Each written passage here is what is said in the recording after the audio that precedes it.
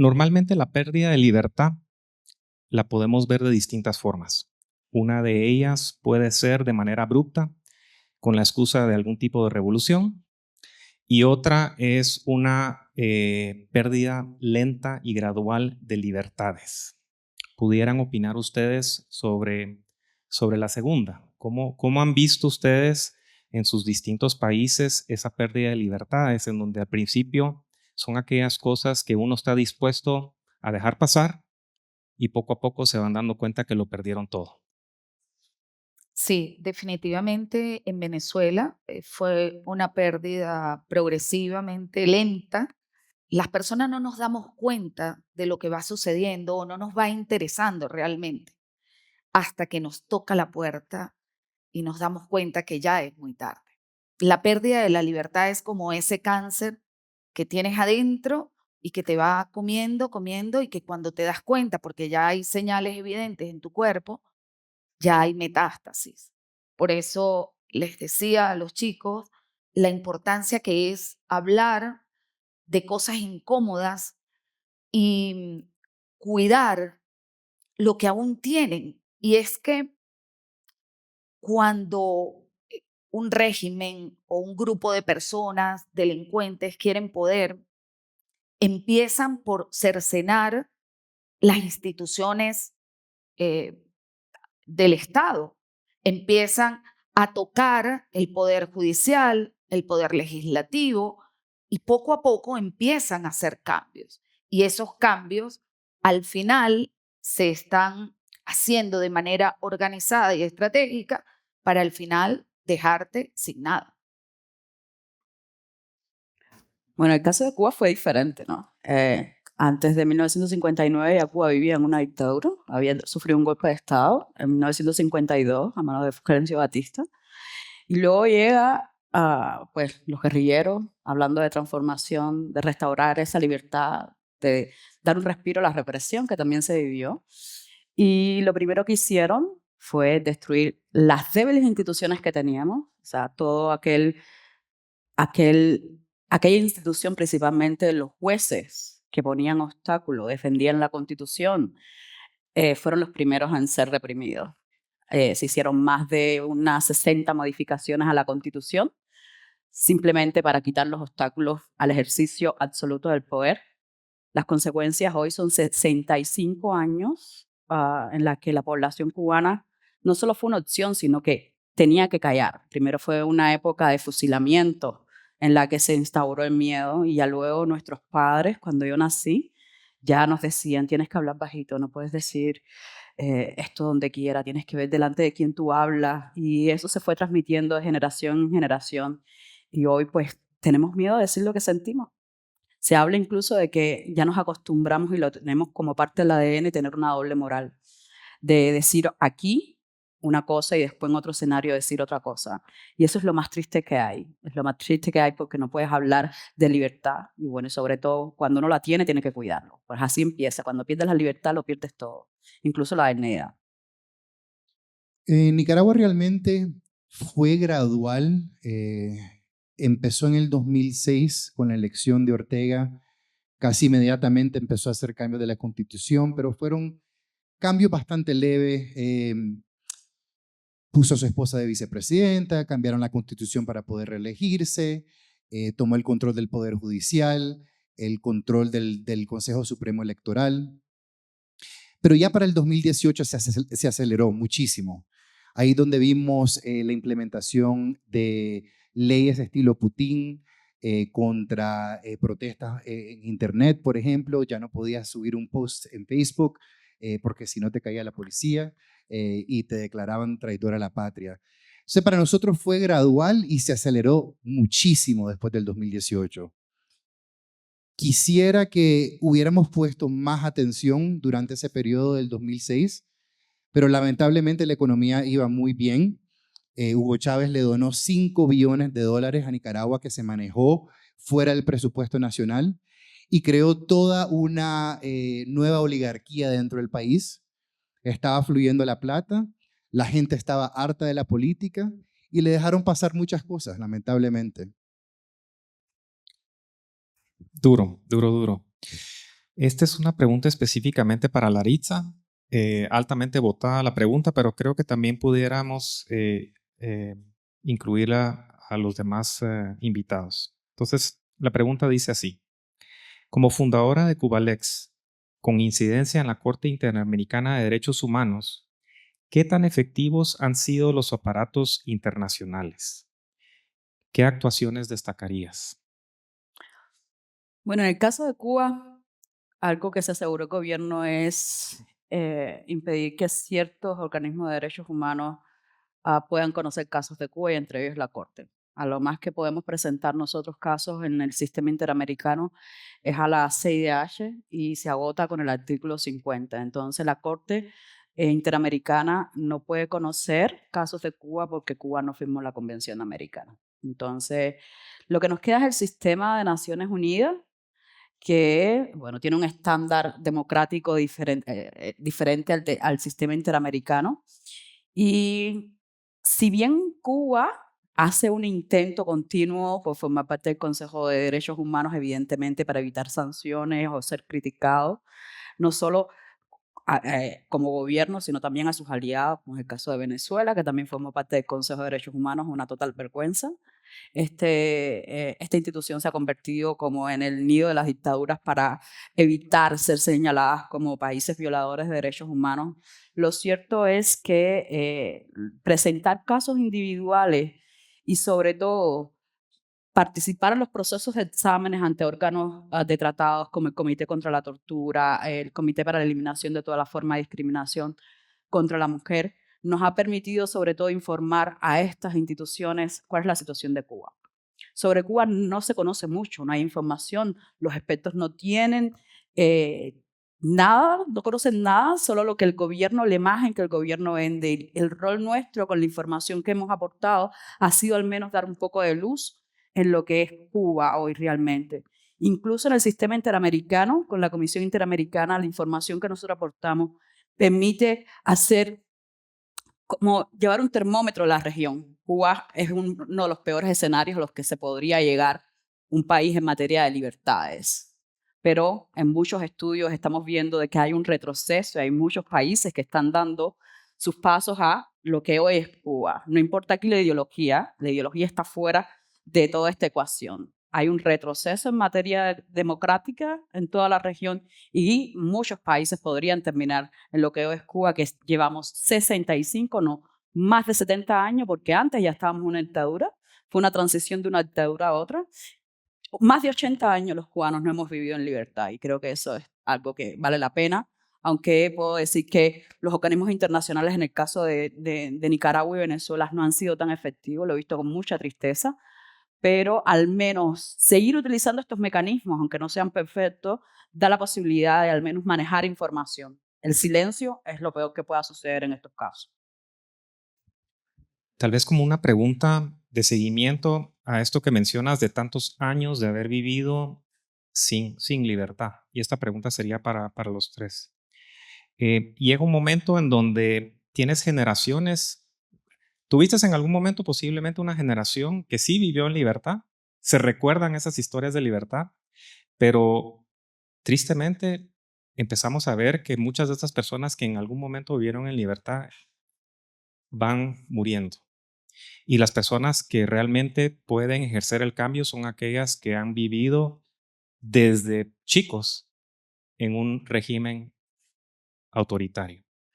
¿Creen ustedes que hay alguna forma de transmitirles a ellos, teniendo tan poco acceso a información de países en donde realmente se goza de esa libertad? ¿Hay alguna forma en la que ellos puedan venir y decir, esto no es lo ideal, queremos esa libertad? Porque uno vive en este mundo donde a veces uno no se da cuenta de lo que le falta hasta que lo logra visualizar.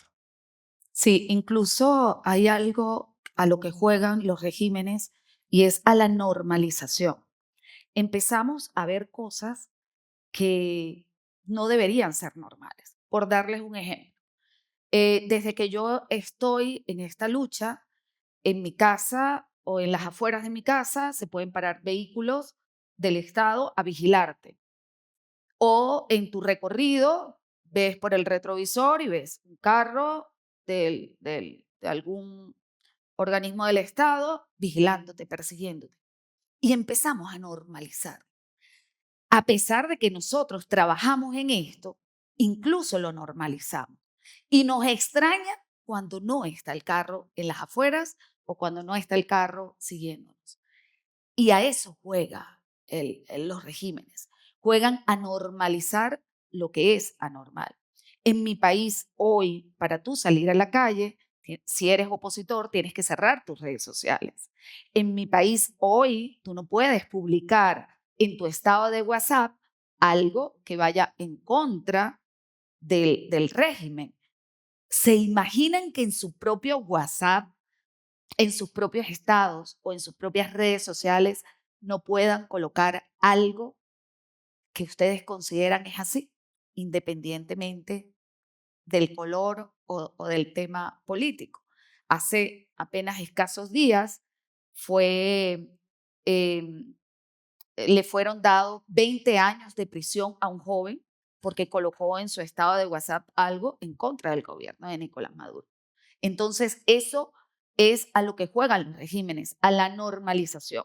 Yo recuerdo, obviamente yo he vivido en democracia, y yo recuerdo que cuando empezaron a dar estos pasos en el gobierno constitucional de Chávez, de Hugo Rafael Chávez Frías, decían muchísimas personas, vamos rumbo a Cuba. Y nosotros no lo creíamos. Nosotros pensábamos que eso no iba. Decíamos siempre con esa arrogancia, no, eso no va a pasar en Venezuela, a nosotros no nos va a pasar eso. Y nosotros pasamos hasta hambre, hasta cosas como no tener un paquete de harina, un paquete de arroz, paquete de papel higiénico, crema dental. La diferencia era que en Venezuela no íbamos con una tarjeta, sino con tu número de cédula y te registrabas en un sistema y si ya tú habías comprado papel higiénico no podías volver a comprar. ¿Se imaginan que ustedes no puedan ir a comprar la toalla sanitaria que necesitan o el papel higiénico que prefieren o el arroz o lo que sea? En mi país empezaron cerrando televisoras privadas y hoy en día no hay ni siquiera emisoras de radio. No existe periódico impreso. Entonces, así comienzan cerrando espacios, expropiando empresas privadas y convirtiendo el Estado en el mayor empleador del país. El 80% de los habitantes venezolanos pertenecen a una empresa del Estado o semiprivada. Eso es lo que pasa. Tenemos una pregunta también muy votada y esta sería para los tres. ¿Creen que cambiando al gobierno y los altos mandos las personas puedan llegar a tener libertad? ¿O el problema no solo se encuentra en el gobierno? Hemos visto el caso de que se pasó en Cuba, por ejemplo, de una dictadura a otra. ¿Qué opinan ustedes al respecto? Bueno, en el caso de Cuba no tiene que ver con una figura. Estamos hablando de un grupo político que está organizado y, para decirlo de una forma u otra, actúa como mafia. Utilizan el chantaje, la extorsión y se han asegurado que sus familiares, lo mismo que han comentado sobre la situación en Nicaragua con la familia Castro es una de las que más beneficios económicos puede obtener hoy de la Cuba, mientras la mayoría de los ciudadanos no pueden participar en su propia economía. No se trata entonces de cambiar a los funcionarios, hay que cambiar un sistema. Por ejemplo, si se mantiene el mismo sistema electoral que está en Cuba, no es posible que podamos llegar a una democracia, primero porque el sistema electoral cubano está diseñado para no ser competitivo. Todos los que se presentan son electos, pero los que son electos son miembros del Partido Comunista. Es un régimen de un solo partido, no le puedes hablar de pluralidad. Entonces no se trata solo de funcionarios públicos, hay que cambiar todo el sistema, incluso la forma en que los jueces imparten justicia. O sea, además, un poco regresando a la pregunta anterior, en el caso de Cuba, por ejemplo, mi generación nació completamente bajo una dictadura. no solo es que naces bajo una dictadura, sino que eres educado para obedecer. O sea, es adoctrinamiento, no se trata solo eh, de que no puedas expresarte libremente, sino que te educan para eso en ese sistema.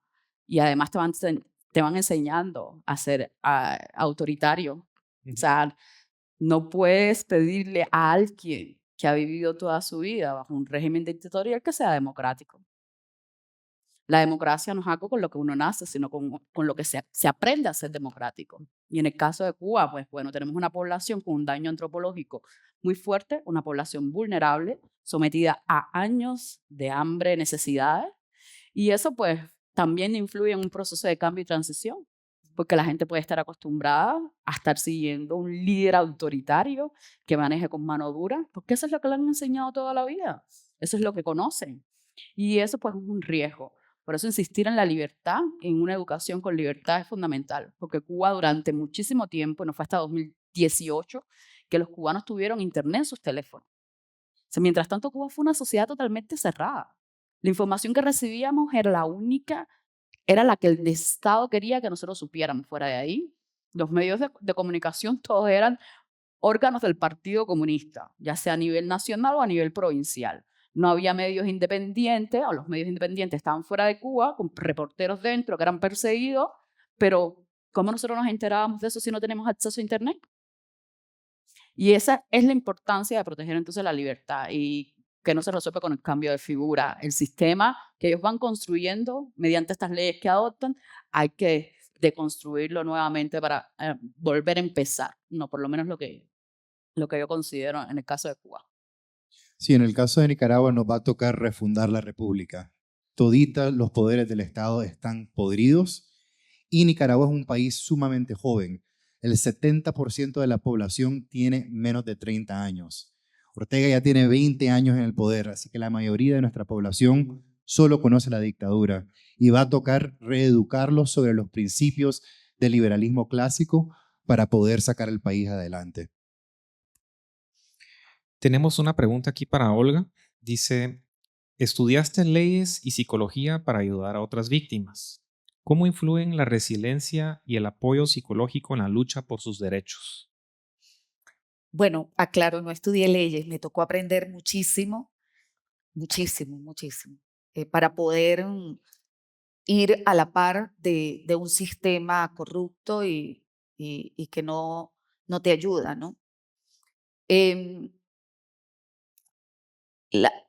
definitivamente, una de las cosas más difíciles que pasan cada una de las víctimas es que ni siquiera las propias familias quieren hablar de lo que ocurrió, sobre todo cuando estás en entornos de este tipo. La familia es la primera que rehúsa hablar de violaciones de derechos humanos. Y es sumamente incómodo para las víctimas, ¿no? Porque las víctimas necesitan un espacio para expresarse, necesitan un espacio para contar su versión de los hechos. Y en Venezuela eso es absolutamente difícil. La resiliencia inicia con el proceso de aceptación, aceptar que ya no tengo a mi familiar allí, que ya no tengo unas condiciones adecuadas, pero que puedo seguir haciendo y que puedo seguir trabajando y que puedo formarme y que puedo aprender. En mi caso, a mí me tocó aprender de leyes, aprender a hacer un escrito y en eso ha consistido mi trabajo, en formar a las víctimas que aunque quizás no tengas educación, usted se lleva sus hojas blancas, se lleva su papel de copia y usted puede escribir cuando llega a los tribunales, hacer un escrito y hacer una denuncia si no te quieren atender.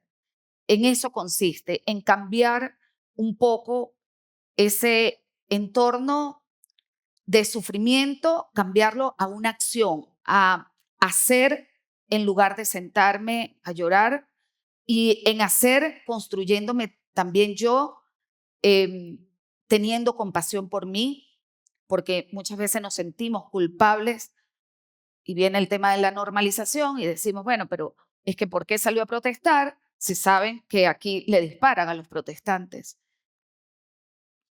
pero es que alguien tiene que hacer el trabajo, alguien tiene que salir a protestar y alguien tiene que seguir haciendo y cumpliendo esta lucha.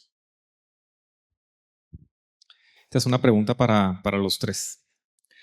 ¿Por qué creen ustedes que el socialismo es tan popular en América Latina? Porque habla el idioma del pueblo. Es una utopía. Te vende un sueño que realmente tú deseas. Es lo ideal, pero hasta ahora ninguno de los países que ha tratado de implementarlo ha logrado llevarlo. Sobre todo, en mi opinión, es que desconoce la individualidad. O sea, cuando estás en tu país, no te pueden pedir que dejes de ser tú para ser muchos. Y creo que una de esas, por lo menos en mi experiencia personal, es lo que he visto cuando la gente lleva escenario y la gente no me mira bien porque soy defensora de derechos humanos en un país que supuestamente es progresista, socialista, de izquierda. Me han negado espacios, me han negado hablar, no me han dado la oportunidad ni siquiera de poder expresarme y escuchar. Y eso es lo primero que pasa, que nadie quiere escuchar mi individualidad o lo que soy. Y eso es lo que yo no puedo aceptar en un sistema que sea socialista, que te puedo decir, el bien común lo quiero que mi gente toda tenga acceso a salud, educación, pero no a costa de que cada uno de ellos pierda su dignidad y su individualidad. Y creo que eso es lo que se pierde en el socialismo. Sí, yo creo que han hecho un muy buen trabajo creando su narrativa utópica. Han utilizado medios que le interesan mucho a la juventud, el arte, la música, para poder penetrar con esa narrativa. Y creo que los liberales clásicos tenemos que hacer un mejor trabajo haciendo la libertad un poco más sexy. Me gusta eso. Em, hay ciertos beneficios de la tecnología hoy en día.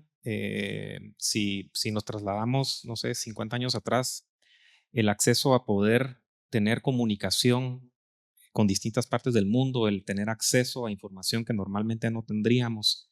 ¿Qué rol creen que juega esta tecnología en esta lucha por la libertad? Mira, en el caso de Venezuela, yo creo que ha sido fundamental, porque hoy en día el que está dentro no puede denunciar, pero el que está fuera sí lo puede hacer por él. Y ha funcionado bastante bien a pesar de todas las restricciones que suceden en Venezuela. Hay que utilizar a veces VPN, aplicaciones como Signal u otras aplicaciones para poder comunicar de manera inmediata las denuncias y ha sido muy funcional, pero también el régimen se ha eh, apeltrechado tecnológicamente para desvirtuar la comunicación que existe. Por ejemplo, existen miles de cuentas falsas en las redes sociales que envían noticias fake. Desinformación. Eso pasa muchísimo. Entonces, por eso vi al principio del evento que decían valida la información, verifica la información y sí, hay que hacerlo porque los regímenes se ocupan de tergiversar las verdades, de cambiarlas y por eso es tan importante que podamos verificar la información. En mi país actualmente se utiliza la inteligencia artificial para dar noticias en redes sociales, donde el periodista es un producto de inteligencia artificial. Pero, el bloque de periodistas ha creado plataformas para verificar la información, porque el régimen también tiene sus propias plataformas que desvirtúan y envían información falsa a las personas. Pues. En el caso de Cuba, ah, y yo que ya haría la de la abogada del diablo. Sí es bueno acceso a información, pero hay que tener cuidado con qué leemos. Las campañas de desinformación son bastante peligrosas y hoy estamos viendo las tendencias autoritarias en la región han sido utilizando muchas veces las plataformas de las nuevas plataformas de las tecnologías para polarizar, incluso en temas, en contextos electorales o no. En 1959, cuando pues triunfa la Revolución Cubana, Cuba era uno de los países con más radio y televisión que tenía.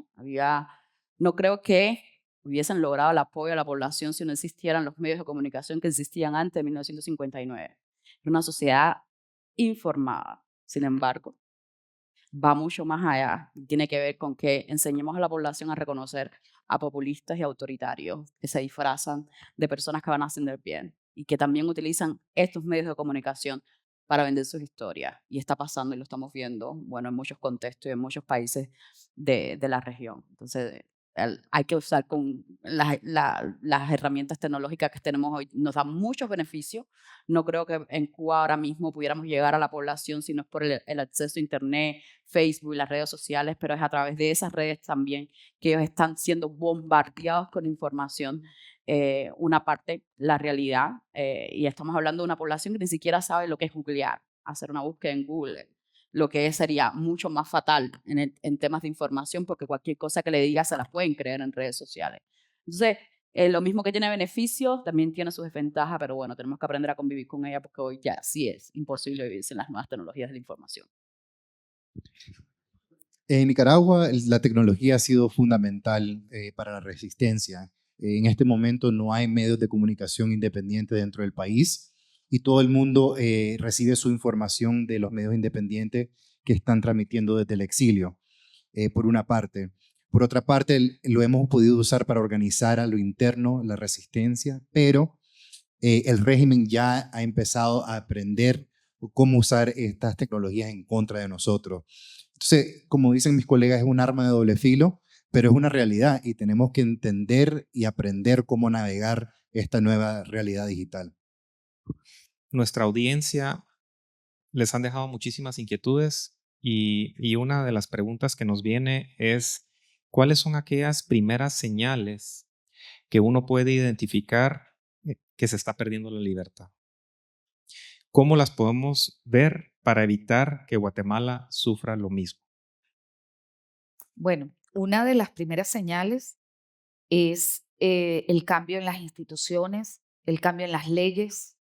Cambiar la constitución fue una de las primeras cosas que hizo Chávez en su gobierno y lo hizo de manera constitucional.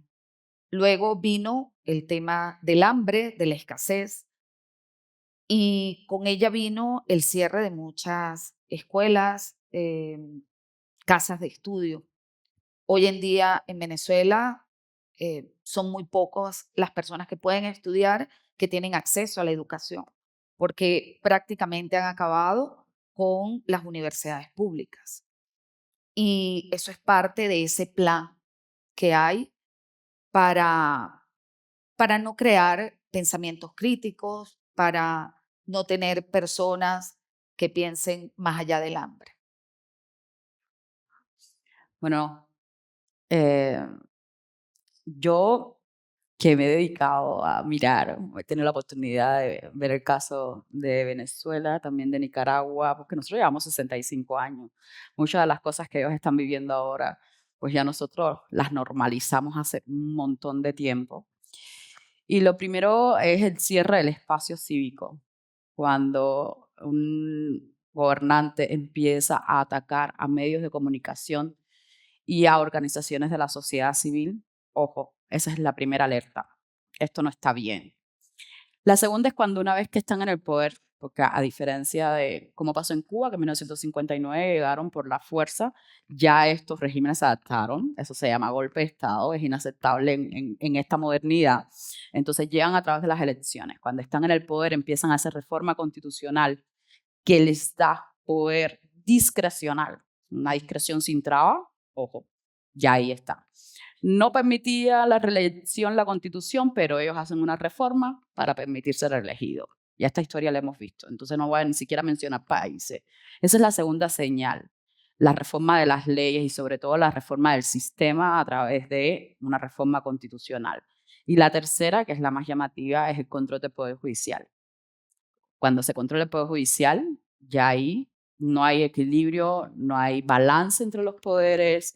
Es muy fácil que el Ejecutivo, porque primero funcionan por el sistema de partido, controle también el legislativo, y una vez que tenga en su mano el control de los tres poderes, ya pueden considerar que están en una dictadura.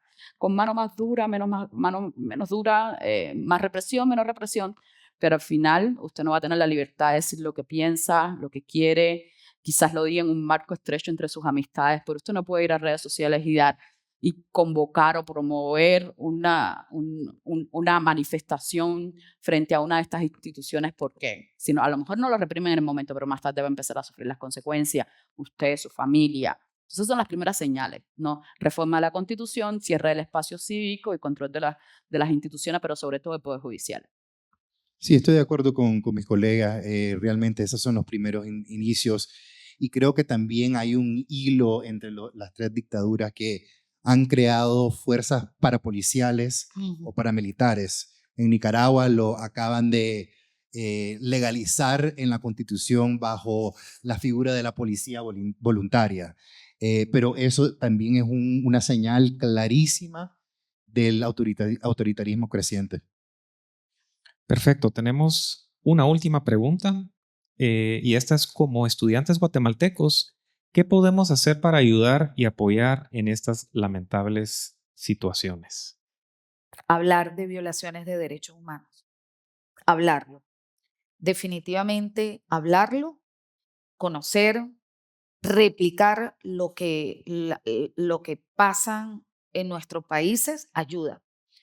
Nosotros que trabajamos en esto, hemos podido de repente liberar a alguien que acaban de meter preso gracias a la movilización que puedan tener en redes sociales, en el mundo, en contra de esa situación.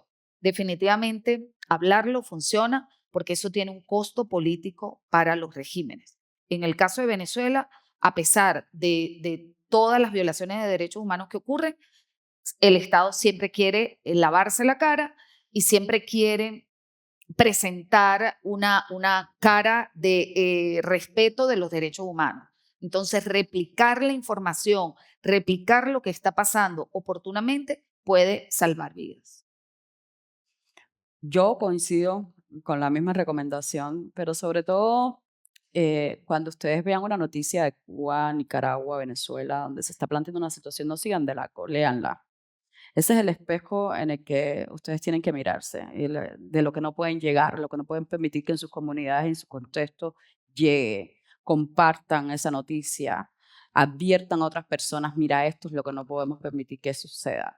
Simplemente no demos más fuerza a los tres regímenes. Quizás nuestras historias, o las historias, por ejemplo, de las personas que mencionamos, les sean totalmente ajenas, pero es una realidad que algún día, si no cuidan lo que tienen la democracia, que tienen las libertades que tienen, pueden llegar a estar sufriendo. Entonces, lo mejor es estar informados sobre cómo estos regímenes se adaptan a nuevas circunstancias, a nuevos contextos y cómo hacen alianza incluso desde los movimientos sociales, porque Chávez no pudo llegar a presentarse a elecciones sin el apoyo del gobierno cubano. Tanto Chávez como Maduro y otros funcionarios de otros países, que no voy a mencionar por el espacio, estudiaron en Cuba en la Ñico López, una escuela del Partido Comunista de Cuba, y han recibido su formación ahí. Entonces se están apoyando en ellos. Y no solo puede que el día de mañana ustedes tengan uno de esos funcionarios que ustedes no sepan y se ha formado en una de estas escuelas que ellos tienen, porque ellos también se preparan. Entonces, compartir la información, la advertencia y mirarnos a nosotros como ese espejo, la imagen en la que ustedes nunca quieren llegar es importante, y adviertan a otros. Eso sobre todo eso. Sí, de acuerdo. Lamentablemente Nicaragua es el segundo país más pobre del hemisferio. Mucha gente no le importa lo que pasa en el país. Entonces les pido que compartan las noticias que salen del país. Ayúdenos a masificar el mensaje de la oposición. Pero también los invito a mantenerse vigilantes sobre sus propios países y sus propias regiones. Como mencioné en mi charla, el 70% del mundo está bajo un régimen autoritario. Y eso es reciente. Esto ha pasado en los últimos 10 años. Tenemos que reflexionar sobre el por qué ha pasado eso. Y aunque el autoritario sea de la ideología que a nosotros nos parece bien, tenemos que pararlo. porque si no, ustedes van a estar aquí. Muchas gracias.